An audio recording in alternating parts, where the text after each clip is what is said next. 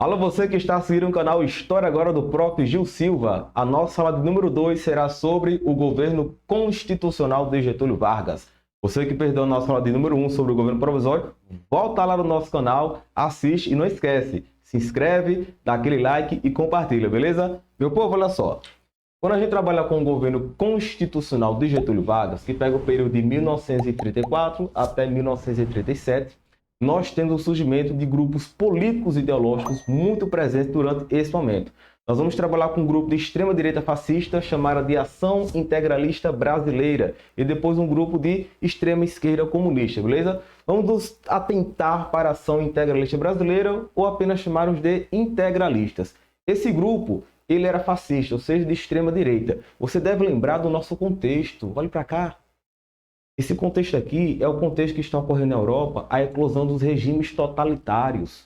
O nazismo na Alemanha, o fascismo na Itália, salazarismo em Portugal, o franquismo na Espanha. Então esses governos totalitários, esses governos fascistas, eles também influenciaram aqui na América. E no Brasil, muita gente não sabe, mas teve sim um partido fascista chamado de Ação Integralista Brasileira.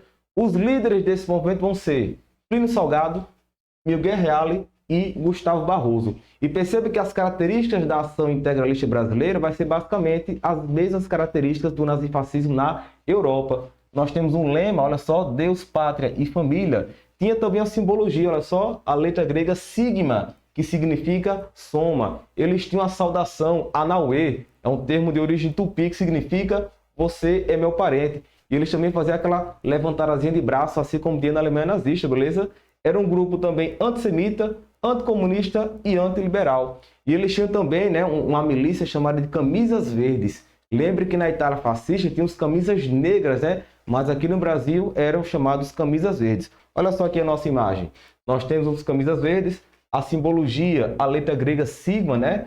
Sigma, essa ideia de soma, e a saudação Anauê. Olha só aqui o grande líder do Partido Fascista Brasileiro, chamado Ação Integralista Brasileira, Plínio Salgado, que inclusive ele se candidatou a presidente da República. Não ganhou, mas ele teve sua candidatura. Nas trevas da confusão, a luz de uma esperança. Para presidente da República, Plínio Salgado. Então, nas eleições de 1937, Plínio Salgado ele concorreu à presidência do Brasil. Não ganhou, adivinha por quê? Getúlio Vargas deu um outro golpe de Estado, dando início ao Estado Novo, beleza? Já já a gente vê isso. O outro grupo que existia, ele era de extrema esquerda, chamaram de Aliança Nacional Libertadora, a sigla ANL. O presidente de honra da Aliança Nacional Libertadora era o conhecidíssimo Luiz Carlos Prestes. Aqui a gente tem um parênteses. Vocês lembram lá da República Velha, os chamados movimentos tenentistas?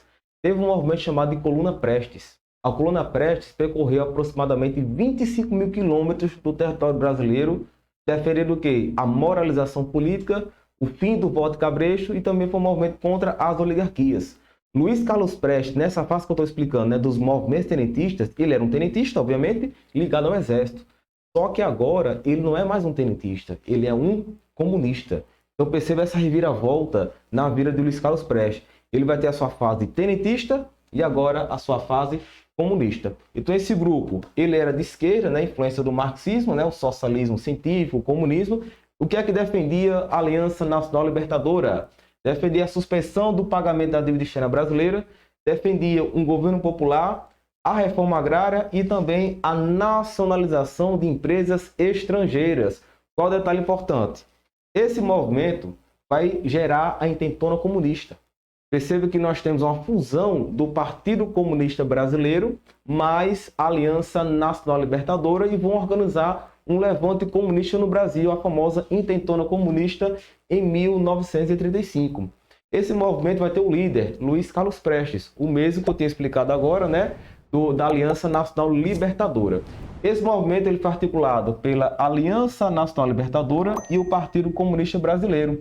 O movimento queria derrubar Getúlio Vargas e estabelecer um governo popular, um governo revolucionário aqui no Brasil. Só que esse movimento ele iria ocorrer simultaneamente em 3 cidades do Brasil: Natal, no Rio Grande do Norte, Recife, Pernambuco e também o Rio de Janeiro.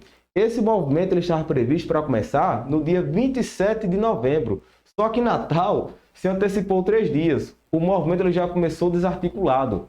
Vargas ele vai fazer a repressão a esse movimento e vai criar o discurso que existia uma ameaça comunista no Brasil e por isso, olha aqui a nossa OBS, Vargas decretou estado de sítio. O que significa o estado de sítio? É quando as nossas liberdades constitucionais elas são abolidas. Esse estado de sítio, inclusive, ele é previsto na nossa Constituição. Para um presidente decretar estado de sítio, ele precisa da aprovação do Congresso. O Congresso aprovando, decreta-se estado de sítio durante 30 dias, podendo ser prorrogado por mais 30 dias. Aqui a gente tem uma história interessante. Luiz Carlos Prestes, ele era casado com Olga Benário.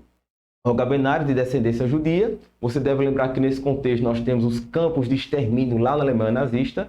Depois, Getúlio Vargas ele deportou Olga Benário para um campo de concentração nazista e lá ela morreu, infelizmente. Só que ela já saiu daqui grávida de Luiz Carlos Prestes. Ela deu à luz no campo de concentração e depois ela foi morta. Esse aqui é o nosso parente, beleza? Então aqui nós temos a intentona comunista. Lembra da ideia, viu? Com isso aqui, Vargas ele criou o argumento da ameaça comunista. E é importante a gente perceber essa intentona comunista para a gente entender o outro golpe de Estado que Getúlio Vargas ele vai dar. Olha só, esse governo constitucional, né, como de fato ele é formalizado por uma Constituição, ele é uma fase democrática de Getúlio Vargas. Então, em 1937, iriam ocorrer novas eleições para o Brasil. Até então, Vargas ele estava aceitando essas eleições, que estava previsto na nossa Constituição, e nós temos aí 3 candidatos que iriam concorrer às eleições. A população iria escolher um desses 3 candidatos e virar presidente, substituindo Getúlio Vargas. Quem foi que concorreu? Plínio Salgado, lá dos integralistas, né, dos fascistas. Armando de Salles Oliveira e José Américo foram os 3 candidatos que estavam concorrendo para essas eleições. Só que a gente sabe muito bem que Vargas ele não queria sair do poder. O que foi que ocorreu? Os integralistas, né, os fascistas, eles elaboraram um falso plano. Olha o que eu estou dizendo, viu? Na linguagem de hoje, uma fake news. Esse falso plano é chamado de Plano Cohen. Nesse plano, os integralistas eles afirmaram que os comunistas estavam se articulando para tentar dar um outro golpe no Brasil, como ocorreu com a intentona comunista. Só que isso era tudo falso, era só para gerar um temor na população, para reforçar a candidatura de Plínio Salgado. O que fez Getúlio Vargas? Ele roubou esse plano Cohen, ele se apropriou desse plano Cohen e usou como argumento para dar um golpe de Estado. Eis que surge o Estado Novo de Getúlio Vargas, a famosa ditadura varguista. Peraí, Gil, expliquei de novo essa confusão desse plano Cohen. Teve um falso plano, não é isso? Isso, teve um falso plano chamado de plano Cohen. Nesse falso plano, o que é que se afirmava? Que os comunistas iriam tentar tomar o poder no Brasil, assim como tentaram com a intentona comunista de 1935. Só que isso era tudo falso, nunca houve esse plano. Esse plano ele foi elaborado pelos integralistas. Vargas ele vai se apropriar desse plano Cohen e usar como argumento para dar um golpe de Estado, que é o golpe do Estado Novo, a ditadura de Vargas, que a gente vai ver na nossa próxima aula, no nosso vídeo 3. Gostou? Dá o like, compartilha e se inscreve no canal História Agora do Prof. Gil Silva. Valeu, galera!